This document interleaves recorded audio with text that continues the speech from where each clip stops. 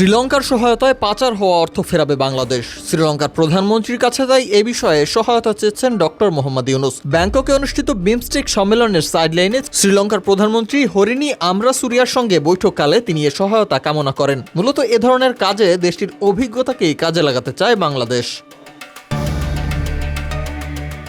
জানা গেছে, অর্থ উদ্ধারের প্রক্রিয়া ত্বরান্বিত করতে শ্রীলঙ্কার সংসদ সম্প্রতি একটি নতুন আইন পাশ করেছে। প্রধান উপদেষ্টার সাথে বৈঠকে শ্রীলঙ্কার প্রধানমন্ত্রী তাদের দেশে পাচার হওয়া অর্থ উদ্ধারে বেশ কিছু উদ্যোগের কথা জানিয়েছেন। পাশাপাশি শ্রীলঙ্কার প্রধানমন্ত্রী চুরি যাওয়া অর্থ উদ্ধারে তাদের দেশের প্রচেষ্টার কথা বর্ণনা করে বলেন, শ্রীলঙ্কার সংসদ পুনরুদ্ধার প্রক্রিয়া ত্বরান্বিত করার জন্য একটি নতুন আইন অনুমোদন করেছে।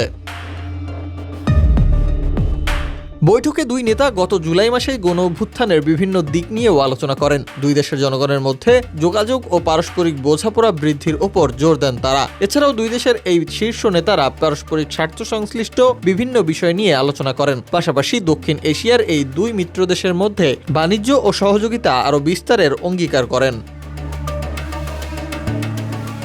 এর আগে শ্রীলঙ্কা 2019 সালের পর থেকে ব্যাপক দুর্নীতি ও অর্থ পাচারের বিরুদ্ধে অভিযান শুরু করে। সম্প্রতি তাদের অ্যাসেট রিকভারি আইন পাশ হয়েছে, যার মাধ্যমে দুর্নীতির টাকাগুলো দ্রুত শনাক্ত ও পুনরুদ্ধার সহজ হবে। দেশটির এই অভিজ্ঞতা বাংলাদেশকেও সহায়তা করতে পারে বলে ধারণা বিশেষজ্ঞদের।